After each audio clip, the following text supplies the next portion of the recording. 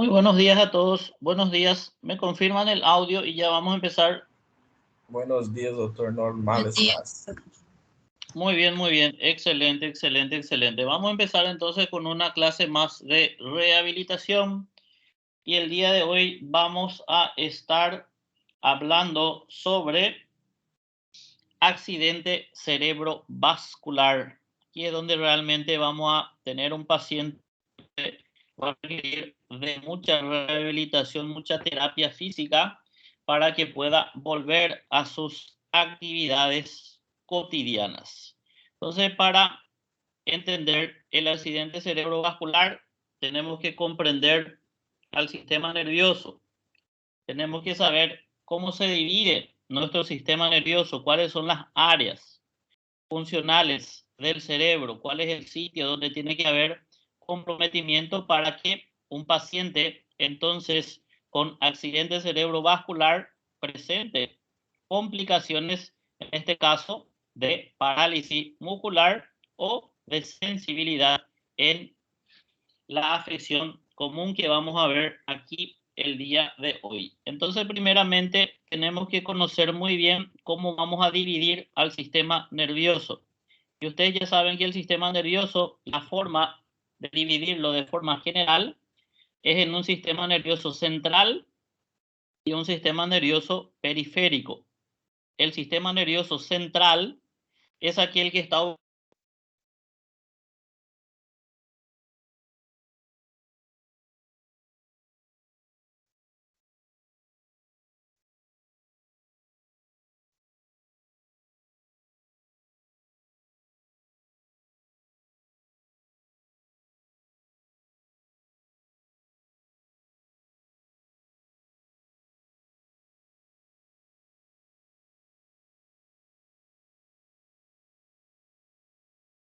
y emite algunas prolongaciones que permiten dividir ciertas áreas cerebrales.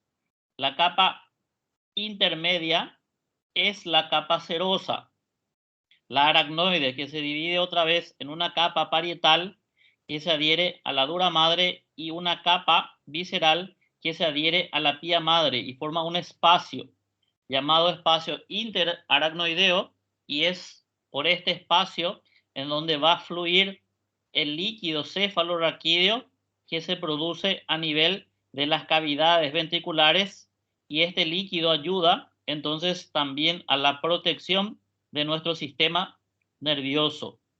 Luego tenemos la capa interna, que es la pía madre, que es la que va a estar directamente adherida al sistema nervioso central.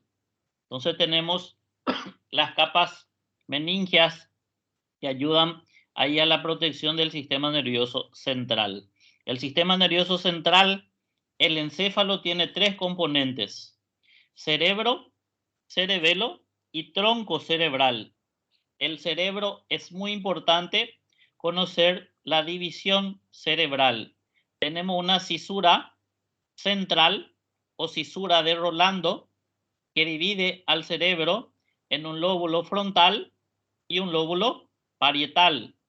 Por debajo tenemos una cisura lateral o cisura de Silvio que la divide en un área fronto-parietal del temporal.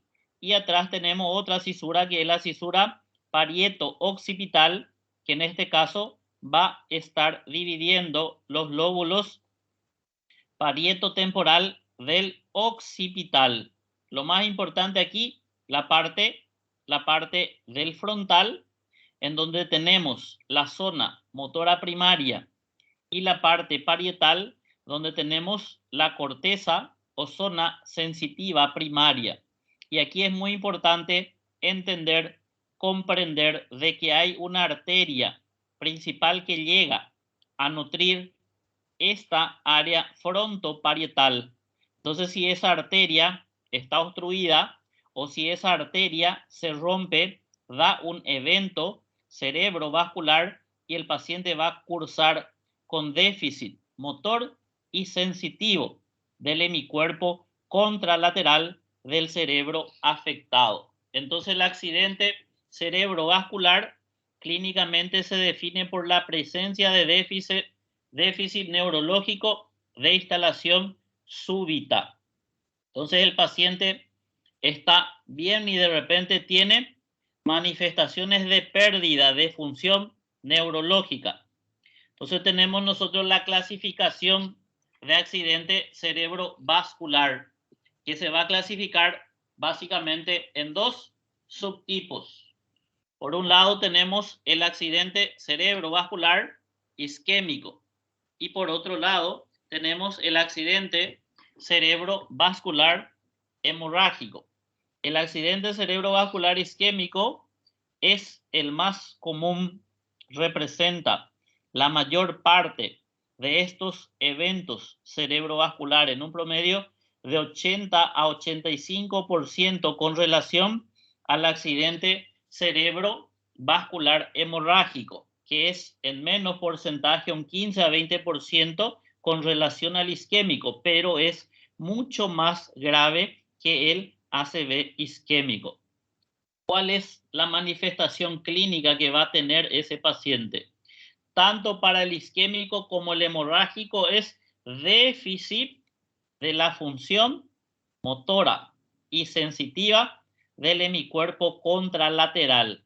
Cuando tenemos una afección aquí, del sitio de mayor frecuencia de afección, la cerebral media. Entonces mi paciente va a cursar con un cuadro de hemiplegia. Hemiplegia. Muy importante la forma de presentación. Podemos tener ese paciente que está realizando alguna actividad cotidiana y de repente comienza a sentir que va perdiendo la fuerza muscular. Entonces este paciente busca algún lugar donde va a sentarse y de repente deja de mover todo ese hemicuerpo. Entonces hay una instalación súbita ahí de oclusión de la arteria y la manifestación clínica que tiene es pérdida lenta y progresiva. Eso me hace sospechar de un accidente cerebrovascular isquémico. El hemorrágico es aquel en la cual ustedes van a tener a ese paciente traído por el familiar y el familiar refiere: se cayó de forma brusca de donde estaba realizando su actividad. Entonces, pérdida del equilibrio de presentación brusca o abrupta. Eso nos hace sospechar ante un evento hemorrágico. ¿Qué vamos a hacer con un paciente que tiene una pérdida de la motilidad de un hemicuerpo? Lo primero que hacemos es una tomografía simple de cráneo. ¿Para qué la tomografía? Para mirar esto aquí. Aquí podemos observar sangre en la cavidad craneal. Entonces tenemos la presencia de sangre. Si yo tengo presencia de sangre, automáticamente se contraindica el principal tratamiento que nosotros hacemos con el paciente con accidente cerebrovascular común corriente es el isquémico. Y el tratamiento que se hace es romper ese coágulo sanguíneo. Entonces, el procedimiento se llama fibrinólisis, fibrinolítico, pero tenemos que tener en cuenta que el paciente tiene que estar en un tiempo determinado, que le llamamos de ventana terapéutica, para realizar la fibrinólisis. Tenemos que tener ahí una ventana, un tiempo específico de donde él inició esa manifestación clínica para hacer la fibrinólisis, para nosotros tener una mayor zona de penumbra en ese paciente. Vamos a ver enseguida en qué consiste la zona de penumbra. Si yo veo una tomografía aquí con esta imagen blanquecina, esto es sangre en la cavidad aquí craneal. Entonces este paciente tiene un accidente cerebrovascular hemorrágico. Automáticamente me contraindica realizar la fibrinólisis. Entonces lo que esperamos es tomografía normal. Pasando el tiempo, nosotros podemos ver esta imagen. Miren, una imagen más negra en la tomografía que es indicativo de isquemia de esa zona. Y aquí vemos el accidente cerebrovascular en la misma zona, dos pacientes distintos, uno con hemorragia y el otro con isquemia por obstrucción de ese vaso sanguíneo y el otro con ruptura de ese vaso sanguíneo. Epidemiología, una incidencia de 750 millones al año en los Estados Unidos, prevalencia 4 millones de sobrevivientes, tercera causa de muerte en el mundo, principal en Paraguay y Brasil. Entonces, principal causa de muerte. Es la principal causa de discapacidad.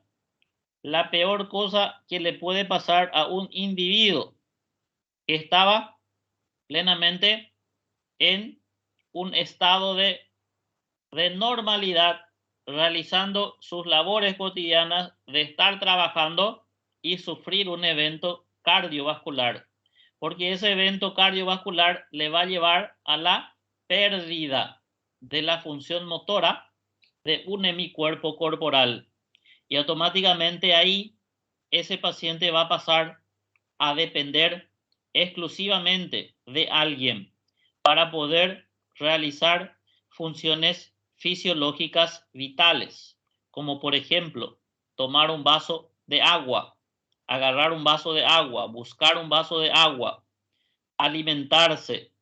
Ese paciente va a necesitar de alguien para que pueda orinar, para que lo lleven al baño, para defecarse, para bañarse. Entonces imagínense a alguien que está bien, de repente pase a depender de alguien para realizar las funciones vitales que nosotros realizamos, las funciones normales, banales que nosotros realizamos día a día. Entonces, principal causa de discapacidad, 70% de las personas que sufrieron un accidente cerebrovascular ya no regresan al trabajo. Caso clínico, tenemos aquí una señora de 65 años, María González, con factores de riesgo típicos para desarrollar accidente cerebrovascular, diabetes, hipertensión, dislipidemia.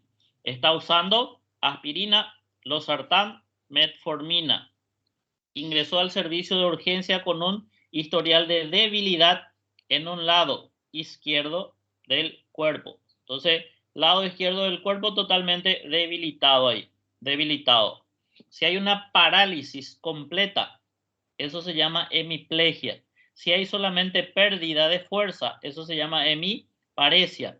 Dificultad para articular las palabras, y aquí me habla el tiempo. Entonces tenemos que preguntar hasta qué momento ese paciente estaba bien, y a partir de qué momento ese paciente comenzó a iniciar los síntomas para obtener nosotros la ventana de tiempo para realizar el tratamiento aquí de ruptura de ese coágulo si es que estamos ante un evento isquémico, que es el más común.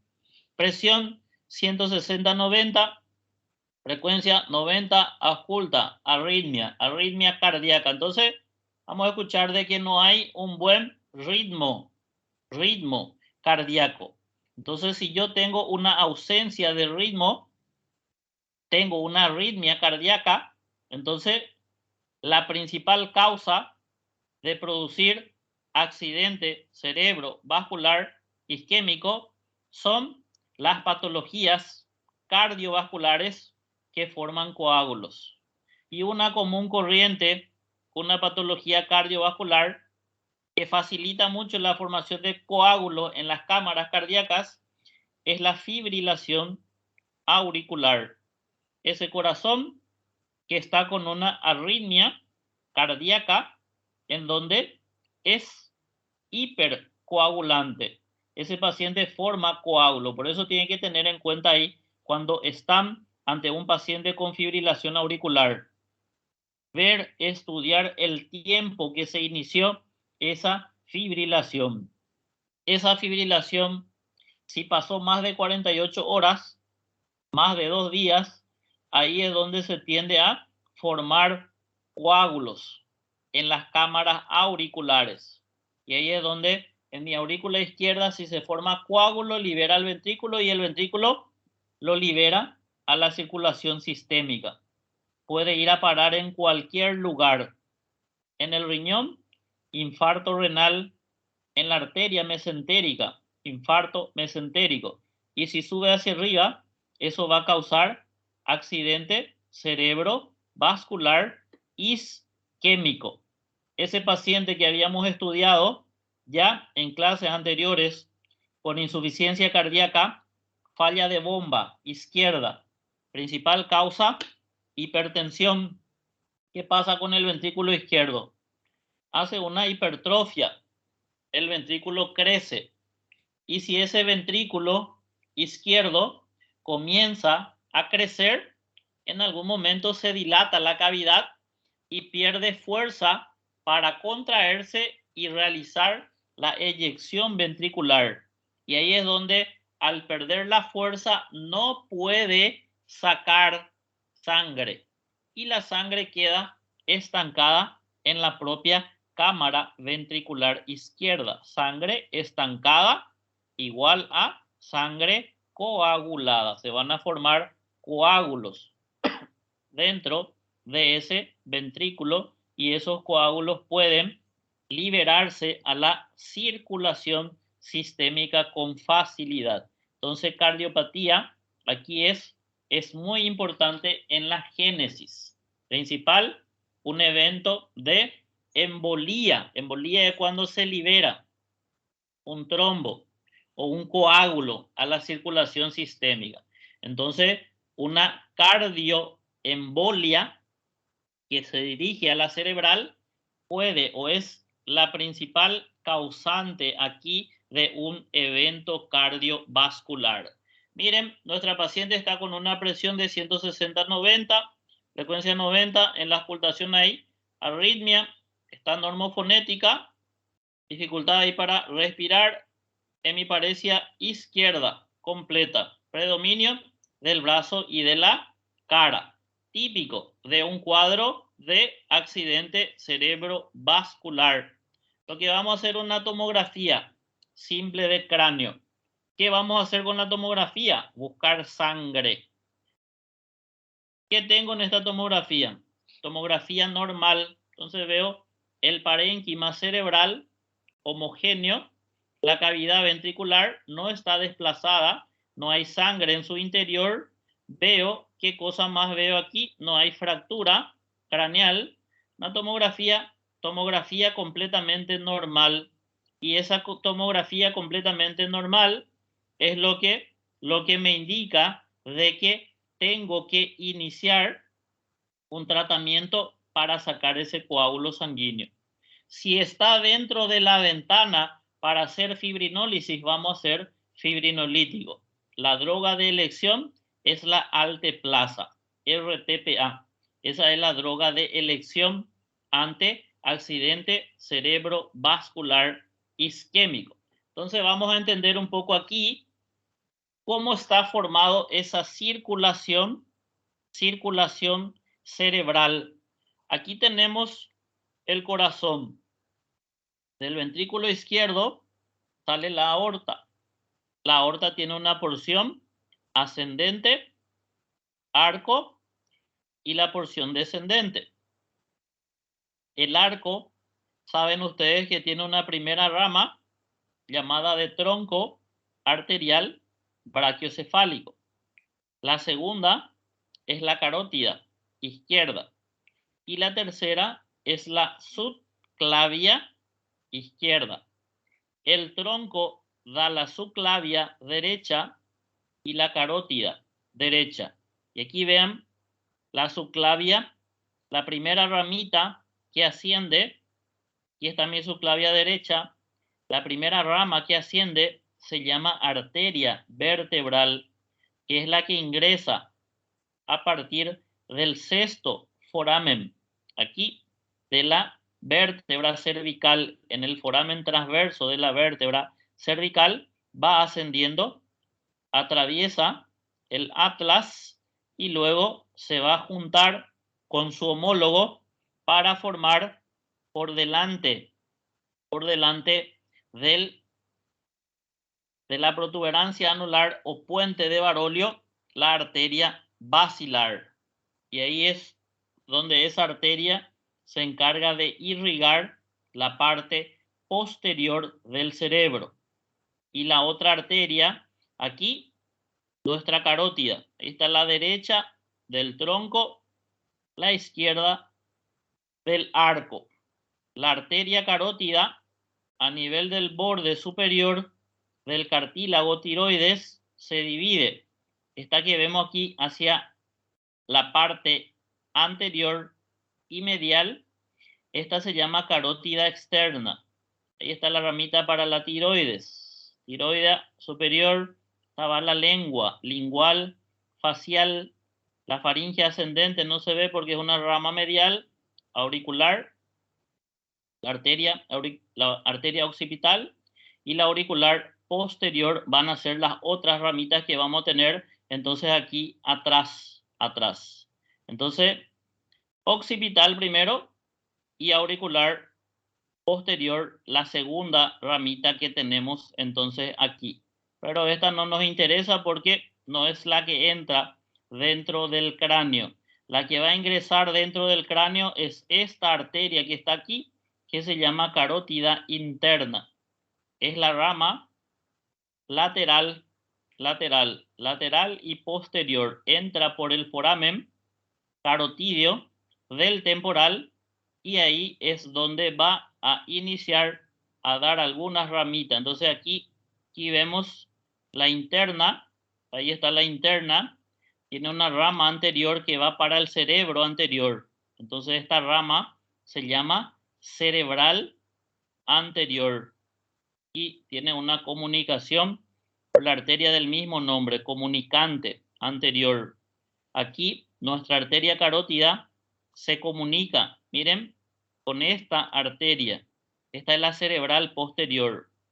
Esta es mi vertebral derecha, izquierda, esta es mi basilar, esta es la cerebral derecha, izquierda y la carótida comunicándose aquí, comunicante posterior, posterior. Y miren, bien calibrosa fuera de nuestro polígono de Willis, vamos a tener aquí la arteria cerebral media. Como es de mayor calibre, lleva mayor flujo. Si hay un coágulo entrando, entonces lo más probable es que vaya donde hay mayor flujo de sangre ahí. Y luego va a estar enclavándose ese flujo. Y aquí miren donde la cerebral media, aquí tiene unas ramas para la parte central encefálica donde van a estar los núcleos de la base.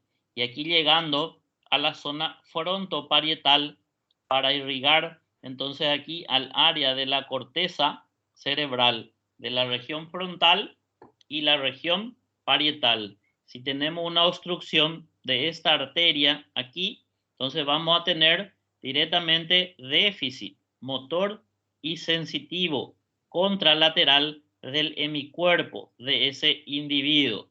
Factores de riesgo que son modificables, perdón, no son modificables. Nosotros no podemos modificar la edad, por más que quieran volver a ser jóvenes, no da. No se puede modificar el sexo, etnia, herencia. Factores de riesgo que podemos modificar. Aquí se produjo mal la traducción. O Google Traductor tradució mal, pero aquí tenemos los factores que pueden ser modificables. ¿Cuáles son los factores que son modificables? Por ejemplo, obesidad, paciente con sedentarismo, el paciente con dislipidemia. Esos son los principales factores que facilitan mucho la formación de placas de ateroma distribuido por cualquier arteria a nivel del cuerpo. Entonces nosotros podemos modificar esos factores. Estenosis carotidia se va a dar por formación de placa de ateroma ahí dentro de ese vaso sanguíneo. Dislipidemia, tabaquismo, alcoholismo, sedentarismo. Estos son los factores de riesgo que sí nosotros podemos modificar para evitar que este paciente sufra un evento cerebrovascular. La clasificación, ya saben ustedes cuál es la clasificación más importante del evento cerebrovascular. ACV isquémico es el más común, representa en un promedio de un 80-85% de los casos y el resto es el hemorrágico. Mecanismos de ACV isquémico. En algunos libros de clínica médica van a leer como clasificación etiológica, clasificación por la causa. Entonces, la cardiopatía es una de las principales causas aquí de formar coágulos sanguíneos y enviar ese coágulo. Fibrilación auricular es una cardiopatía hipercoagulante. Aquí cuando tenemos, miren, una dilatación de la cavidad ventricular y una dificultad, entonces pueden formarse trombos, coágulos dentro de la cámara ventricular y esto fácilmente se puede enviar a la circulación sistémica. Aquellos pacientes que tienen patologías valvulares también forman fácilmente trombos. Esos pacientes que fueron trasplantados de válvulas cardíacas, si la válvula es metálica, la complicación que tiene es la trombogenicidad. Entonces, forma fácilmente trombo. Entonces, miren que puede producir la eyección. Si viaja hacia arriba, el sitio de mayor calibre es la cerebral media. Y aquí vemos el émbolo. Trombo es cuando está en el sitio y la ruptura de una parte de ella que viaja por la circulación es llamada de émbolo. Entonces, cardioembólico es porque el corazón liberó ese pedazo de trombo, ese émbolo, y si fue hacia la parte cerebral, el sitio donde mayormente acomete es la cerebral media, que genera una obstrucción y esto lleva una isquemia. La isquemia va a hacer que el paciente manifieste déficit de motricidad y de sensibilidad. Y este paciente le hacemos la tomografía y la tomografía va a demorar para demostrar la lesión isquémica. Entonces, buscamos una tomografía normal. La sangre enseguida, al inundar esa parte, nosotros vamos a poder observar eso en la tomografía. Vemos la presencia de sangre en la tomografía, si es que tenemos un evento hemorrágico. Aquí vemos la bifurcación de la carótida, que es uno de los sitios también de predilección de formar placa ateroesclerótica, una placa de ateroma. Se forma un coágulo, se forma un trombo y ese pedazo se puede romper y la ruptura es lo que recibe el nombre de émbolo y este émbolo es lo que puede viajar y si está formado en la bifurcación aquí de la carótida interna es la más gruesa, entonces más fácilmente viaja esto hacia el cerebro. Entonces esta es otra clasificación etiológica de ACV que se llama ateroembólico o aterotrombótico por formación de esa placa de ateroma en la bifurcación. Por eso cuando tienen un paciente con ACV, primero hacemos una tomografía para tener nuestra conducta terapéutica. Luego, en ese paciente hacemos una ecocardiografía para buscar de repente la presencia de un trombo instalado en el corazón. También se hace ecodoppler de la carótida para poder buscar ese trombo. Pero antes de eso, en una simple auscultación podemos auscultar que no hay un buen ritmo de latido cardíaco. A nivel de la bifurcación podemos auscultar soplo carotidio, que está indicando de que ese vaso sanguíneo tiene una disminución de pasaje, de flujo, y probablemente sea una obstrucción por la formación de un trombo en su interior. Y la otra clasificación que se da en pacientes que son añosos, es lo que es llamado de accidente cerebrovascular lacunar, que se produce en vasos pequeñitos. Entonces, infarto del tamaño de ese vaso sanguíneo menor a 1.5 centímetros. Ubicación típica del cerebro es aquí la fosa semioval. Estos vasos pequeñitos que se esclerosan y que pueden ahí dificultar el flujo de sangre y aquí tener cualquier manifestación el paciente. El síndrome lacunar, vasos pequeños, síndrome lentículo estriado, una hemiparesia motora pura, porque ahí baja esa información, por la cápsula interna baja la información motora, y si ese sitio está infartado, entonces no permite la transmisión del impulso motor a las motoneuronas ubicadas en las astas anteriores. En la parte tálamo perforante, el tálamo es la estructura de relevo principal sensitivo. Entonces el paciente puede cursar entonces con una pérdida sensitiva pura si es que tiene una afección aquí de la estructura talámica directamente. Y después los síndromes ahí combinados, el síndrome sensitivo motor ya por lesiones ahí del pasaje de la vía motora y sensitiva. Muy bien. Otro problema que se ve bastante hoy en día, otro mecanismo, disección. Aquí cuando se rompe aquí la capa media de la arteria y entra sangre en la propia camada aquí de la arteria. Entonces se forma un hematoma y ese hematoma que se está formando aquí, esto se llama disección arterial, disminuye el calibre y el paciente va a cursar con una disminución en el flujo sanguíneo cerebral. Entonces hay la cefalea, enxaqueca, vértigo, se ve mucho en pacientes jóvenes, en aquellos pacientes que practican deportes de movimientos repentinos, agudos y brutos.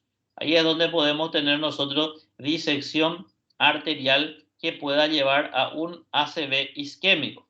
Y esto es la zona de penumbra. El tratamiento aquí es para que nosotros podamos preservar al máximo esa zona de penumbra. Esto que está en rojo, esto es la parte del cerebro que no se va a recuperar. Ya no se va a recuperar aquí. Entonces yo tengo un cuadro isquémico en este sitio que no voy a recuperar.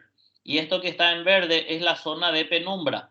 Cuanto más pasa el tiempo y no estamos realizando el tratamiento en ese paciente, disminuye la zona de penumbra de ese paciente. Ahí pasa más el tiempo y este es un individuo que va a tener una pérdida permanente de esa función motora y probablemente sensitiva si hay una afección de sensibilidad. Por eso es que hay personas ahí que quedan sin mover más después un hemicuerpo corporal porque sufrieron un ACV isquémico y nunca se hizo un tratamiento corporal. El tratamiento hay que colocar un monitor principalmente para evaluar ahí el ritmo cardíaco, para ver qué vamos a hacer con ese ritmo cardíaco, acceso calibroso, oxígeno, según necesidad, decúbito cero. Este paciente puede estar acostado en un decúbito cero, no como en el hemorrágico, que tenemos que colocarle en un decúbito a 30 grados, porque si yo le coloco en un decúbito a 30 grados, a ese paciente, entonces eso disminuye ahí la perfusión cerebral. Entonces, en el hemorrágico yo tengo que al máximo disminuir perfusión cerebral porque eso puede hacer que aumente mucho ese sangrado. Entonces, en el hemorrágico le colocamos semisentado para disminuir ahí el flujo sanguíneo cerebral. Y lo más rápido, tener la tomografía de cráneo. Terapia trombolítica es la indicación en ese paciente y tienen que evaluar las contraindicaciones que vamos a hablar también el día de hoy. Entonces, para tratar accidente cerebrovascular isquémico, trombólisis. Entonces se hace la fibrinólisis. Ventana terapéutica hasta 4 horas y media del haber iniciado los síntomas de ese paciente. Entonces, fibrinólisis se realiza hasta 4 horas y media. pasó las 4 horas y media, ya no se hace fibrinólisis, y en casos seleccionados, ese paciente puede ir a hemodinamia. Entonces se hace una endoscopía ahí. Entonces se coloca un aparato especial en el vaso sanguíneo. Entonces se dirige hasta el sitio donde está ese coágulo sanguíneo, y ahí ve el coágulo sanguíneo y se saca ese coágulo sanguíneo. Entonces eso se llama trombectomía mecánica. Extraer, entonces aquí, extraer ese coágulo sanguíneo, y eso se puede hacer. Esto cambió en la última actualización. Anteriormente, la terapia con la trombectomía mecánica, le dije endoscopía. Endoscopía es mirar dentro de la luz, entonces, de ese vaso sanguíneo para nosotros poder retirar ese coágulo sanguíneo. Entonces aquí lo que vamos a hacer es introducir ese equipo dentro del vaso y retirar. Anteriormente la ventana era de 6 a 9 horas, nada más para realizar la trombectomía mecánica de este paciente. Ahora esto cambió, se hace hasta 24 horas. Y los pacientes que fueron beneficiados son aquellos pacientes que no saben la cantidad de horas que pasó del haber perdido la función de la mitad del cuerpo. Eso se ve típicamente en aquellas personas que se van a dormir y están bien, moviéndose bien, y cuando se despiertan y la mitad del cuerpo no moviliza nada. Entonces esa persona, al despertarse, ¿cómo se va a recordar hace cuánto tiempo, verdad? Difícilmente. Si una persona que durmió 10 horas, 12 horas, no sabe cuánto tiempo hace que perdió. Entonces esos son los pacientes que fueron beneficiados. Entonces hasta 24 horas es donde se va a realizar la trombectomía para tratar de salvar aquí áreas del cerebro, para que alguna que otra función entonces puedan salvar posteriormente. El tratamiento de fibrinólisis se hace entonces con un medicamento aquí que se llama Alteplasa, RTPA, en donde nosotros tenemos, por un lado, tenemos un polvito y por otro lado tenemos el diluyente. Entonces lo que vamos a colocar es este dispositivo que va a unir los dos. Entonces voy a perforar aquí y voy a colocarle el otro también, y voy a hacer que gotee lentamente dentro aquí del polvo. Entonces eso va a diluir. En ningún momento hay que agitar eso. No puede chacoalear. No se tiene que precipitar eso ahí. Entonces se hace la difusión lentamente de ese polvito ahí. Entonces vamos a mezclar ahí de forma natural. Cuando van a hacer la fibrinólisis, directamente tienen que pedir dos frasquitos. Miren, este es un componente nada más.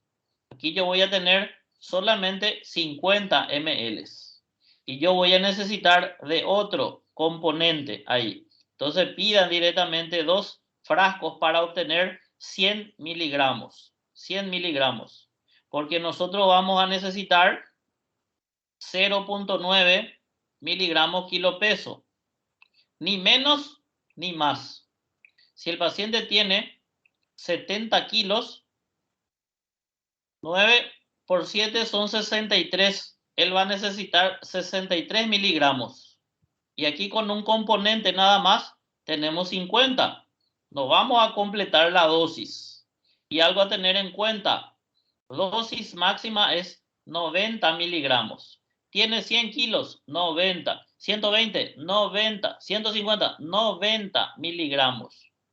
Lo máximo. Entonces vamos a necesitar aquí de 2 frascos.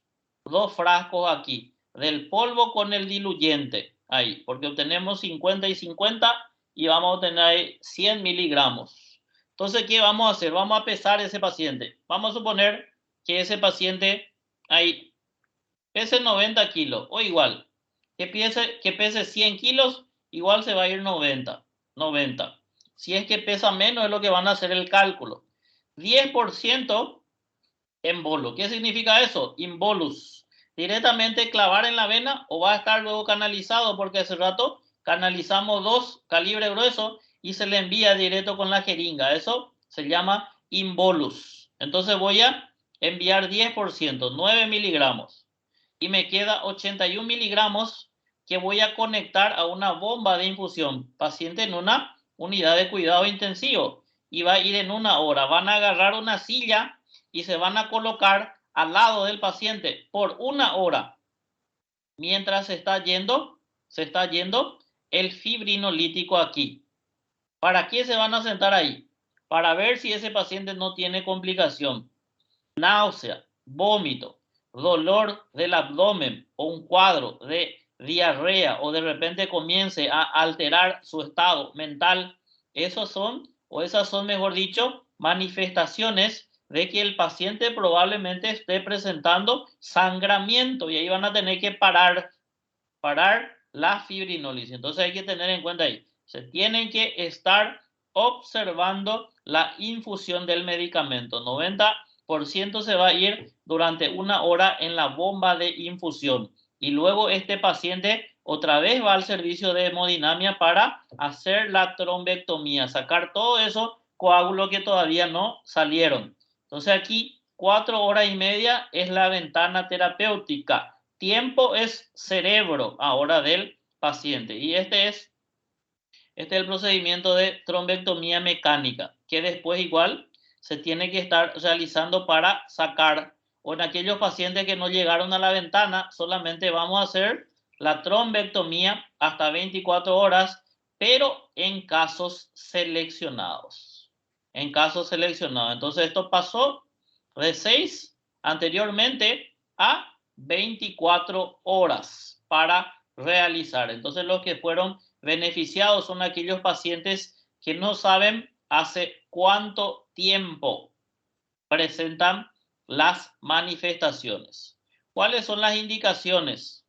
Que esté dentro de la ventana. La primera indicación, mayor de 18 años, menor no puede hacer. Presión menos de 185. ¿Qué va a pasar si la presión está alta y yo le doy fibrinólisis? Puede un vaso sanguíneo romperse y comenzar a sangrar masivamente si la presión está alta. Entonces, si la presión está alta, no se hace fibrinólisis. Vamos a bajar esa presión y luego vamos a iniciar. Tomografía de cráneo, dice, sin signos de sangramiento. No tengo que tener signos de sangramiento. Si hay signo, se contraindica. Que no haya otras contraindicaciones y que tengamos un acceso a neurocirugía ahí en los 30 minutos siguientes si el paciente lo requiera. Contraindicaciones. Trauma cráneoencefálico no se hace.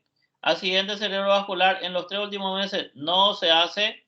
Punción en sitio arterial que no es compresible no.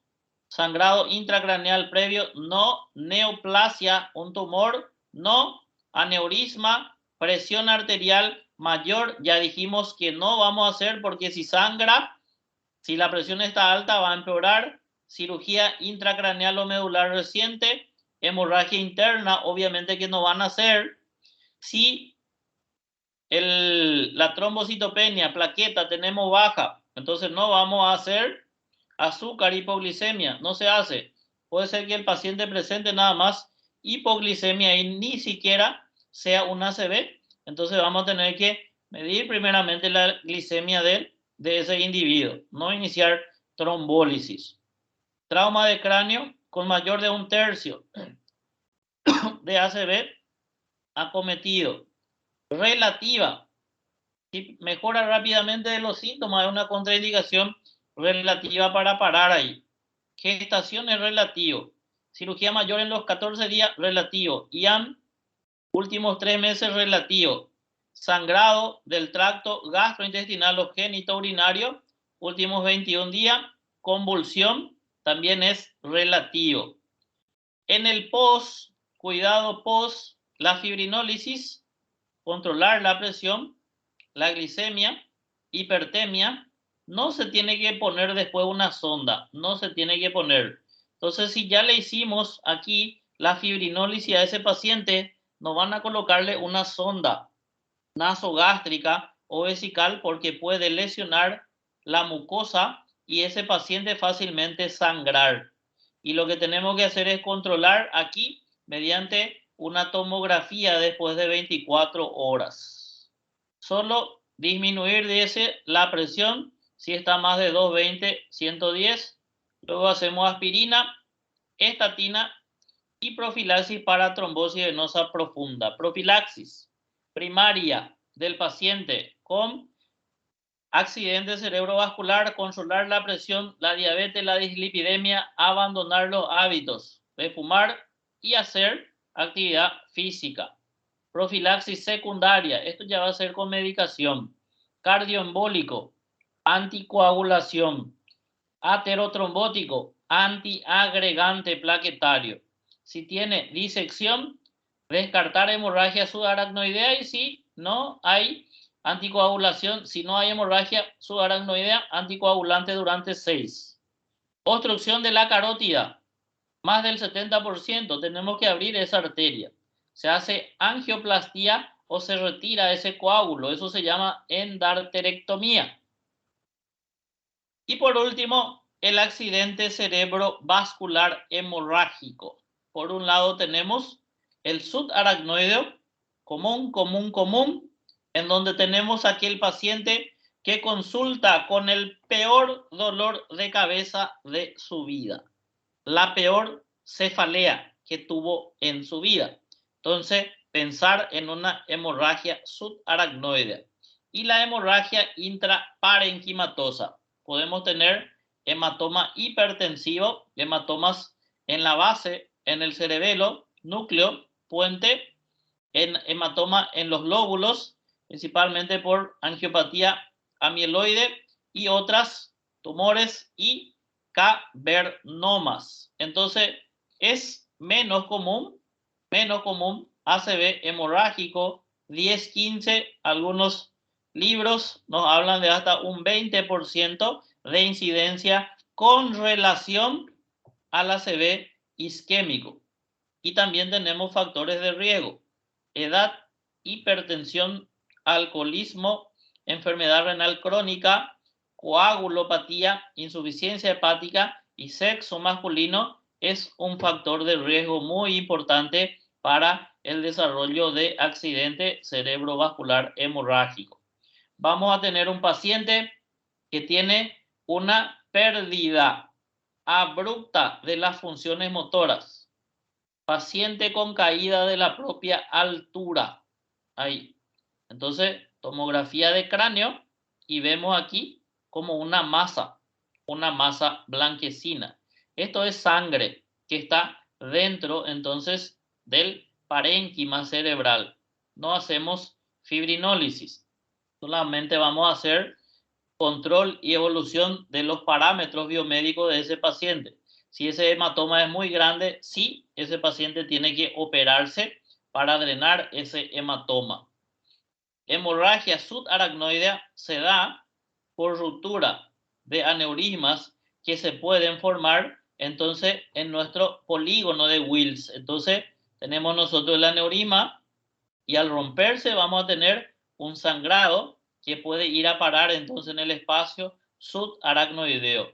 Comunicante anterior común en el varón. Bifurcación aquí de nuestra carótida y de la carótida interna y la comunicante ahí posterior en un 20% en la mujer. Carótida interna comunicante ahí. Ese es el sitio más frecuente de ruptura en la mujer. En el varón, aquí, en la parte de la comunicante anterior. Cefalea abrupta de mucha intensidad. Nuestro paciente entonces refiere que es la peor cefalea de su vida, disminución del estado de conciencia y hay una pérdida. Miren, pérdida aquí de la fuerza muscular. Eso se llama hemiparesia. Y algo importante que ustedes tienen que indagar cuando tengan este paciente, aquí una manifestación que se llama cefalea, centinela. Es aquí el dolor de cabeza que se presenta una semana antes del evento de la hemorragia subaracnoidea en este paciente. Tomografía a veces no es concluyente y lo que hacemos es una punción lumbar. Si el espacio interaracnoideo tiene sangre, obviamente va a ir a parar en el fondo del saco dural y al punzar si veo sangre, entonces eso es una hemorragia subaracnoidea. El paciente con ACV hemorrágico, no vamos a hacer fibrinólisis, lo vamos a manejar como trauma. A, B, C, D de trauma. A, vía aérea, respiración, circulación y el déficit neurológico. Vamos a obtener absceso venoso, evaluar la glicemia capilar. La cabecera tiene que estar alta para disminuir la perfusión y aquí hay que ser agresivo. Generalmente la ruptura aquí del vaso sanguíneo se produce porque la presión está alta. Entonces tenemos que bajar esa presión porque cuanto más presión tenga, más va a sangrar. Presión arterial sistólica de 140 milímetros de mercurio. Eso es lo que vamos a estar buscando. Si hay epilepsia, vamos a darle drogas antiepilépticas. Glasgow menor o igual a 8 va a estar intubado. Vamos a conectar con la capnografía y ahí vamos a ver la presión, el flujo expiratorio de CO2 que tenemos que mantener en un promedio de 35. Conducta quirúrgica. Muchas veces vamos a tener que operar hematoma de fosa posterior. La fosa posterior es muy pequeña, muy pequeña. Entonces, si el hematoma es más de 3 centímetros, entonces es una indicación de cirugía. Si hay una hidrocefalia aguda, se opera. Hematoma voluminoso supratentorial, ahí de la tienda del cerebelo, por arriba. Si mide más de 30 centímetros cúbicos o menos de 1 centímetro de diámetro, entonces se tiene que operar. Y cuando hay riesgo, recuerden que si hay un coágulo dentro de la cabeza ocupando un espacio, ese coágulo puede aumentar la presión intracraneal y teniendo un aumento de la presión intracraneal, entonces eso puede alguna parte del cerebro salir de la bóveda craneal. ¿Y cuál es el único agujero que hay ahí? El foramen magno. Y por ahí va a salir el tronco cerebral. Eso se llama herniación. Entonces tenemos una herniación cerebral. El tronco sale. Y ustedes saben que en el tronco cerebral están los núcleos para la función cardiovascular y respiratoria. Si eso va ahí, eso se enclava ahí. Hay un fenómeno de enclavamiento que lleva a óbito al paciente. Entonces hay que tener mucho cuidado ahí para evitar un cuadro de herniación cerebral que va a ser extremadamente grave. Complicación, expansión del hematoma, hidrocefalia, crisis epiléptica, hipertensión intracraneal y tromboembolia de pulmón. Esas son las complicaciones que nosotros podemos tener entonces en el paciente con accidente cerebrovascular hemorrágico. Entonces, el día de hoy vimos una patología bastante común en el área de los servicios de neurología, el accidente cerebrovascular. Entonces, tienen que conocer bien la división del sistema nervioso, ACV isquémico o hemorrágico, cuál es el más común, cuál es la manifestación clínica que va a tener el paciente del isquémico, del hemorrágico, qué vamos a hacer y cuál es la conducta que vamos a tener con estos pacientes que tienen entonces eventos cardiovasculares. Entonces, nuestra clase del día de hoy, entonces es esto aquí. Vamos a ver si es que tienen una pregunta. Conducta en el caso de duda de accidente isquémico transitorio. Transitorio, Alan, es aquí el paciente con manifestaciones de déficit neurológico que no pasan de 24 horas. Eso nada más es el transitorio, transitorio, transitorio, transitorio. ¿Está cierto? Conducta expectante en el paciente.